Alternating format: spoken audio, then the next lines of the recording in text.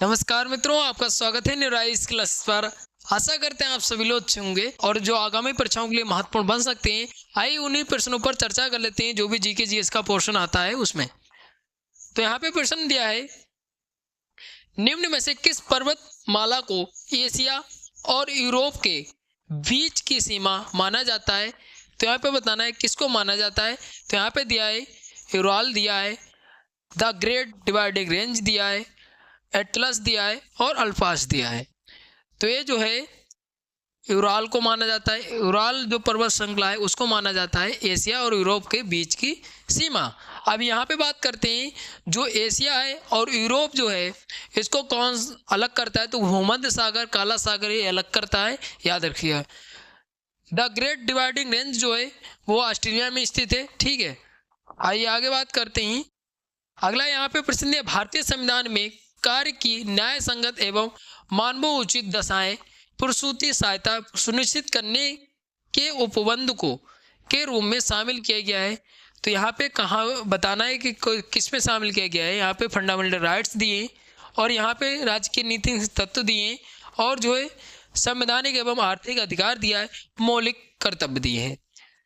तो इसकी बात करते हैं, तो ये जो है किस में पाया जाता है। तो ये जो है ऑप्शन नंबर बी वाला सही हो जाएगा। राज्य के नीति तत्व मतलब डीपीएसपी में इसकी बात की गई है, डीपीएसपी में, याद रखिएगा। ठीक है, अब यहाँ पे अनुच्छेद अगर पूछ लिया जाए कि न्याय संगत का अनुच्छेद जो संबंधित है वो 42 अनुच्छेद संबंधित है। अब जब डीपीएसपी की बात आई तो आइए थोड़ा सा और चर्चा कर लेते हैं इसके बारे में। तो डीपीएसपी का उल्लेख भारतीय संविधान में भाग 4 में मिलता है। ठीक है, भाग 4 में अनुच्छेद जो है संबंधित 36 से 51 संबंधित है। ठीक है, आर्टिकल जो है 36 से 51 संबंधित है। उसी के अंतर्गत जो अनुच्छेद 42 है इसमें बात की गई है इसकी, इतनी चीज़ याद रखिएगा। उसके अलावा बात करते हैं कुछ महत्वपूर्ण अनुच्छेद हैं, उन पर चर्चा कर लेते हैं। जैसे कि यहाँ पे पूछा जाता है एक अनुच्छेद 51। तो अनुच्छेद 51 में जो है अंतर्राष्ट्रीय अंतर्राष्ट्रीय अंतर्राष्ट्रीय शांति और सुरक्षा की बात की गई है। ठीक है, फिर बात करते हैं जो अनुच्छेद 50 है। अनुच्छेद 50 में किसकी बात की गई। तो अनुच्छेद 50 में बात करते हैं तो जो है कार्यपालिका और न्यायपालिका का जो है पृथक्करण की बात की गई है। ठीक है, तो यहाँ पे बताना है कि न्यायपालिका और कार्यपालिका का पृथक्करण की बात किस में की गई। तो अनुच्छेद 50 में की गई। उसके बाद बात करते हैं अनुच्छेद 49 में। तो अनुच्छेद 49 में जो है किसकी बात की, जो स्मारक हैं और जो भी धार्मिक जो स्थल हैं उनकी जो है रक्षा करना, इसकी बात की गई है। उसके अलावा बात करते हैं अनुच्छेद 48। तो अनुच्छेद 48 में बात करते हैं तो अनुच्छेद 48 क्यों महत्वपूर्ण बन जाता है। तो अनुच्छेद 48 जो है किसकी बात की गई। तो कृषि और पशुधन की बात की गई है। ठीक है, पशुधन, कृषि पशुधन की बात की। और इसी में अगर बात करते हैं कि जो अनुच्छेद 48 ए है, 48 ए, तो इसमें जो है पर्यावरण संरक्षण की बात की गई है। ठीक है, पर्यावरण संरक्षण की। उसके अलावा अगर बात करते हैं कि अनुच्छेद 44, तो अनुच्छेद 44 में जो है किसकी बात की गई, यूसीसी की, मतलब समान नागरिक संहिता की बात की गई है। ठीक है, समान नागरिक संहिता की बात की गई। और देश का पहला ऐसा राज्य बन गया उत्तराखंड जिसमें 27 जनवरी से लागू भी हो गई है। उसके अलावा बात करते हैं कि अनुच्छेद 40, तो अनुच्छेद 40 में किसकी बात की। तो अनुच्छेद 40 में जो है पंचायतों के गठन की बात की गई, पंचायतों के गठन की बात की गई। ठीक है, तो यहाँ पे ये अनुच्छेद जो है सबसे ज़्यादा पूछे जाते हैं, याद रखिएगा। कुटीर उद्योग की बात जो की गई है अनुच्छेद 43 में की गई है। ठीक है, इतने जो महत्वपूर्ण अनुच्छेद हैं याद रखिएगा। इतना अनुच्छेद जो डीपीएसपी में महत्वपूर्ण बन जाता है। आइए और चर्चा करते हैं। अगर यहीं पे बात करते हैं कि जो है मौलिक कर्तव्यों की, तो मौलिक कर्तव्यों को जो है कौन से संविधान संशोधन द्वारा जोड़े गए। तो 42वां संविधान संशोधन अधिनियम है, कब का है। तो 1976 का, इसके द्वारा इसको शामिल किया गया। कौन से समिति के सिफारिश पर। तो स्वर्ण संघ समिति के सिफारिश पर इसको शामिल किया गया। उसके अलावा अगर बात करते हैं कि मौलिक कर्तव्य कितने हैं, तो मौलिक कर्तव्य जो है वो 11 हैं। कितने, तो 11 है। और बात करते हैं भारतीय संविधान में इसका उल्लेख, तो भाग 4 का में और अनुच्छेद जो है आर्टिकल जो है कौन सा संबंधित है, तो 51 का संबंधित है। ठीक है, अगर पूछ लिया मूल संविधान में कितने जो है मौलिक कर्तव्य थे, तो 10 थे, अब जो है वर्तमान में 11 हैं, याद रखिएगा। उसके अलावा अगर बात करते हैं, यहाँ पे आया है फंडामेंटल राइट। तो फंडामेंटल राइट की अगर बात करते हैं तो इसमें जो है फंडामेंटल राइट में भाग 3 संबंधित है। ठीक, भाग 3 और अनुच्छेद आर्टिकल जो संबंधित है वो कितना है, तो आर्टिकल जो है 12 से 35 संबंधित है। ठीक है, 12 से 35 संबंधित है। ठीक है, इसमें ये चीज़ें महत्वपूर्ण बन जाती हैं। इसमें कुछ अनुच्छेद है जो से अनुच्छेद 21 का संबंधित है, जो महत्वपूर्ण बन जाता है कि जो है 6 से 14 वर्ष के बच्चों की निःशुल्क और अनिवार्य शिक्षा की व्यवस्था की गई है। ठीक है, आइए आगे बात करते हैं कुछ महत्वपूर्ण प्रश्नों पर। अगला यहाँ पे दिया है, कांग्रेस कार्यकारिणी समिति ने जुलाई 1942 में भारत छोड़ो प्रस्ताव को अंगीकृत किया गया था। तो यहाँ पे बताना है कहाँ पे अंगीकृत किया गया था। लखनऊ दिया है, वर्धा दिया है, मद्रास दिया है, पटना दिया है। तो ये जो है वर्धा में किया गया था। कहाँ पे, तो वर्धा में किया गया था। ठीक है, और अगर पूछ लिया जाए अखिल भारतीय जो है उससे कब अनुमति मिली, तो अगस्त में मिली। ठीक है, अगस्त में मंजूरी दी गई। ठीक है, अगस्त 1942 में। और अगर बात करते हैं, इसको जो है दूसरे नाम से ये जाना जाता है कि अगस्त जो है अगस्त क्रांति के नाम से भी जाना जाता है। इतनी चीज़ आपको याद रखना है। आइए आगे बात करते हैं। यहाँ पे अगला प्रश्न है, अर्थशास्त्र में बजट अधिशेष का क्या अर्थ है। तो यहाँ पे बताना है क्या अर्थ है। तो इसका जो राइट आंसर हो जाएगा वो आंसर नंबर डी वाला हो जाएगा। जो राजस्व होता है उसकी आवश्यक व्यय से अधिक जो है इकट्ठा हो जाना, इसका अर्थ होता है बजट अधिशेष। ठीक है, इसको अगर बजट की बात आए तो भारतीय संविधान में इसका उल्लेख मिलता है। तो बजट शब्द की अगर बात करते हैं तो भारतीय संविधान में नहीं उल्लेख मिलता है। अगर बात करते हैं जो है वार्षिक वित्तीय विवरण का उल्लेख मिलता है भारतीय संविधान में। कहाँ पे मिलता है, अभी चर्चा कर रहे हैं, वार्षिक वित्तीय विवरण। ठीक है, इसका उल्लेख भारतीय संविधान में अनुच्छेद 112 में किया गया है। इसका उल्लेख अगर बात करते हैं, इस बार जो है 2025 और 26 का बजट जो है कब पेश किया गया, तो 1 फरवरी को पेश किया गया। हमारी जो वित्त मंत्री हैं निर्मला सीतारमण, उन्होंने पेश किया है और अपने शासनकाल का 8वां बजट पेश किया है। ठीक है, ये प्रश्न पूछा जा सकता है। तो यहाँ पे बजट में बहुत सारी चीज़ें बताई गई, जैसे मखाना बोर्ड की स्थापना करना, जल जीवन मिशन की योजना चल रही थी उसका टाइम पीरियड बढ़ा दिया गया है, और केसीसी जो लोन मिल रहा था उसमें 3 लाख से 5 लाख कर दिया गया है। ऐसे जो कुछ परिवर्तन किए गए जो हमारी परीक्षाओं के लिए महत्वपूर्ण बन सकते हैं। अगर आपने बजट वाली वीडियो नहीं देखी, मैंने ऑफिशियल जो नोटिफिकेशन आई थी बजट की उसमें डिफाइन किया है, तो आप चैनल पर जाके देख सकते हैं। ठीक है, और आप टेलीग्राम चैनल ज्वाइन कर लीजिएगा, उस पर भी बजट की PDF पढ़ी आप उससे डाउनलोड कर लीजिएगा। आइए आगे बात करते हैं।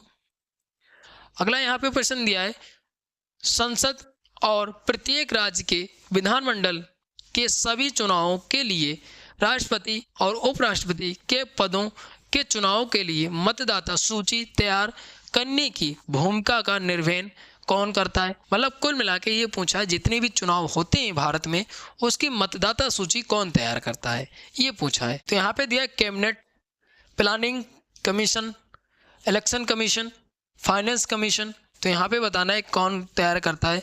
तो इसका जो चुनाव आयोग का काम होता है, इलेक्शन कमीशन का काम होता है इसकी सूची, मतदाता सूची तैयार करना। ठीक है, अब यहाँ पे थोड़ा सा और चर्चा करते हैं इसके बारे में।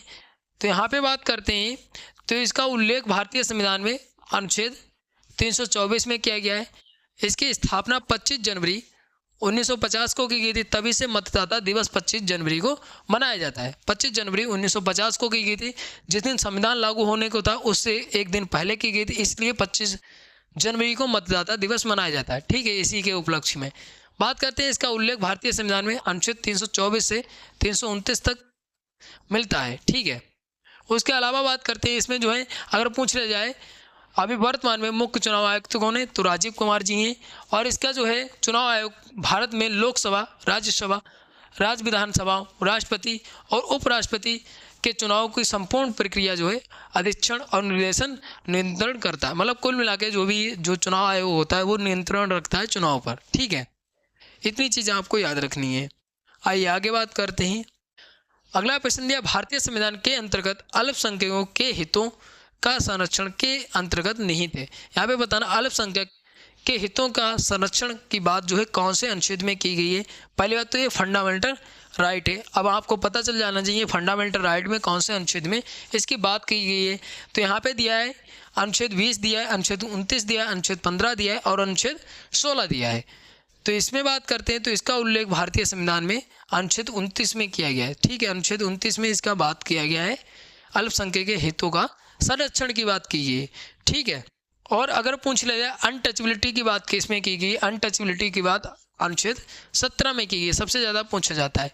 फिर पूछा जाता है उपाधियों का अंत, अनुच्छेद 18 में किया गया है। ठीक है, और यहाँ पे जो है अनुच्छेद 15 में किसकी बात की गई? तो अनुच्छेद 15 में जो है किसी जात धर्म उस पर भेदभाव नहीं किया जाएगा, अनुच्छेद 15 में बात की गई है। ठीक है, इतनी चीज़ आपको इसके बारे में याद रखनी है। अगर बात करते हैं कि जो भी अनुच्छेद 21 का है, तो ये जो है 6 से 14 वर्ष के बच्चों को लो निःशुल्क और अनिवार्य शिक्षा की व्यवस्था जो है 86वें संविधान संशोधन अधिनियम जो है 2002 का उसके द्वारा किया गया है। ठीक है, आइए आगे बात करते हैं। तो यहाँ पे अगला प्रश्न है, राज्य के नीति तत्वों का अंतर्राष्ट्रीय शांति सुरक्षा की अभिवृद्धि से संबंधित है। यहाँ पे बताना जो डीपीएसपी है, ठीक है, डीपीएसपी है उसमें जो है अंतर्राष्ट्रीय शांति और सुरक्षा की बात किस में की गई है? तो यहाँ पे अनुच्छेद 51 दिया है, अनुच्छेद 41 दिया है और अनुच्छेद 50 दिया है, अनुच्छेद 43 दिया है। तो यहाँ पे बताना है किस में बात की गई है। तो इसका जो राइट आंसर हो जाएगा वो आंसर नंबर कौन सा हो जाएगा? आंसर नंबर ये वाला हो जाएगा, अनुच्छेद 51 में किया गया है, अनुच्छेद 51 में किया गया है। ठीक है, उसके बाद बात करते हैं अनुच्छेद 50 में जो है किसकी बात? तो कार्यपालिका न्यायपालिका का पृथक्करण की बात की गई है, याद रखिएगा। आइए आगे बात करते हैं। अगला यहाँ पे दिया है दुनिया के सबसे बड़े बांधों में से एक हीराकुंड बांध नदी पर बना है। तो यहाँ पे बताना है हीराकुंड बांध जो है कौन सी नदी पर बना है। देखिए हीरा अगर बात करते हैं एक ट्रिक है, जो हीरा होता है सबको नहीं मिलता है, लेकिन जो हीरा होता है वो मिल जाता है, वो महान होता है, मतलब वो सबसे अमीर माना जाता है, वो सबसे महान माना जाता है। तो हीरा कुंड बांध जो है वो महान नदी पर बना है, महानदी पर, याद रखिए। ऑप्शन नंबर सी वाला सही हो जाएगा, ऑप्शन नंबर सी वाला सही हो जाएगा। आइए आगे बात करते हैं। तो यहाँ पे अगला क्वेश्चन दिया है मानव रक्त का तरल भाग जिसे कहा जाता है जल लवण प्रोटीन से बना होता है। तो यहाँ पे जो है जल लवण और प्रोटीन से बना होता है वो भाग का कहलाता है। तो ये वो भाग जो है प्लाज्मा कहलाता है।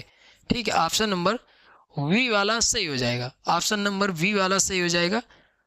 आइए आगे बात करते हैं। तो यहाँ पे अगला क्वेश्चन दिया है भारतीय संविधान का कौन सा अनुच्छेद संघ की कार्यपालिका शक्तियों से संबंधित है। तो यहाँ पे बताना कौन सा अनुच्छेद संबंधित है। तो यहाँ पे अनुच्छेद 57 दिया, अनुच्छेद 51 दिया, अनुच्छेद 53 दिया, अनुच्छेद 55 दिया। तो ये जो है अनुच्छेद 53 संबंधित है, ऑप्शन नंबर सी वाला सही हो जाएगा, ऑप्शन नंबर सी वाला सही हो जाएगा। अब बात करते हैं कार्यपालिका की। तो देखिए संघ की भाग 5 में बात की गई है। ठीक है, संघ की बात जो है भाग 5 में की गई। अगर कार्यपालिका की ही बात करते हैं, कार्यपालिका में 3 चीज़ें आती हैं। वैसे तो कार्यपालिका किसका अंग है? तो भारत सरकार के 3 अंग होते हैं। कौन कौन से? और भारत सरकार के देखें, सरकार के अंग देखें तो ये जो 3 होते हैं, कौन कौन से? तो 3 में अगर बात करते हैं तो एक विधायिका होती है, ठीक है, उसके बाद कार्यपालिका और न्यायपालिका, ठीक है, भारत सरकार के अंग है। और यहाँ पे संघ की कार्यपालिका की बात हो रही है, तो इसमें जो है कितनी चीज़ें आती हैं? इसमें 3 चीज़ें आती हैं। कौन कौन सी चीज़ें आती हैं? तो इसमें होता है प्रेसिडेंट होता है, वाइस प्रेसिडेंट होता है और जो है कैबिनेट होती है। ठीक है, कैबिनेट होती है। तो यहाँ पे याद रखिएगा इतनी चीज़ होती है। कैबिनेट में मुख्य रूप से जो है प्रधानमंत्री की बात की जाती है। आइए आगे बात करते हैं। अगला प्रश्न दिया निम्न में से किस तिकड़ी को कर्नाटक संगीत की त्रिमूर्ति कहा जाता है। तो ये जो है किसको कहा जाता है? ऑप्शन नंबर वी वाला सो हो जाएगा, त्यागराज, मुथुस्वामी दीक्षितार और श्यामा शास्त्री, इनको कहा जाता है। ऑप्शन नंबर वी वाला सही हो जाएगा। आइए आगे बात करते हैं। अगला यहाँ पे प्रश्न दिया कर्नाटक, तेलंगाना, आंध्र प्रदेश में गुड़ी पड़वा त्यौहार को किस अन्य नाम से जाना जाता है। तो ये जो है किस नाम से जाना है, तो ये जो है उदागी नाम से जाना जाता है। ऑप्शन नंबर डी वाला सही हो जाएगा। ठीक है, अगर आपने शास्त्रीय नृत्य वाली वीडियो नहीं देखी है, कल वाली अगर आपने वीडियो देखी होगी तो आपको पता होगा। आगे बात करते हैं, निम्न में से किस उपकरण का उपयोग वायुमंडलीय दाब को मापने के लिए किया जाता है। तो यहाँ पे बताना है कौन सा उपकरण जो है वायुमंडलीय दाब को मापा जाता है, किससे मापा जाता है, ये बताना है। तो इसका जो राइट आंसर हो जाएगा वो आंसर नंबर डी वाला हो जाएगा, बैरोमीटर से मापा जाता है। ठीक है, आइए और चर्चा कर लेते हैं, मीटर जो दिए हैं उन पे चर्चा कर लेते हैं। तो यहाँ पे बात करें ओडोमीटर की, तो क्या वाहन द्वारा चली गई दूरी का मापन जो किया जाता है वो ओडोमीटर से किया जाता है। थर्मोमीटर से जो है शरीर का तापमान मापा जाता है। टेटोमीटर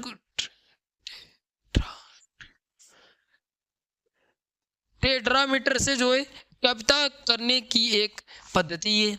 ठीक है, बोरोमीटर जो है वायुमंडलीय दाब मापा जाता है, याद रखिएगा।